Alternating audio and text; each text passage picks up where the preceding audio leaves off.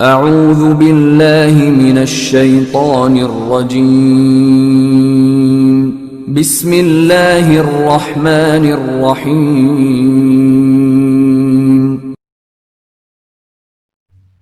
آج کی حدیث مبارکہ صلی اللہ علیہ وآلہ وسلم، رسول اللہ صلی اللہ علیہ وآلہ وسلم نے ارشاد فرمایا، جس شخص کی دنیا میں دوغلی باتیں ہوں، قیامت کے دن اس کے منہ میں آگ کی 2 زبانیں ہوں گی۔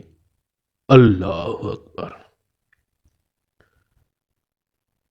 رسول اکرم صلی اللہ علیہ وآلہ وسلم کا ارشاد، جس شخص کی دنیا میں دوغلی باتیں ہوں، قیامت کے دن اس کے منہ میں آگ کی 2 زبانیں ہوں گی۔ اللہ اکبر۔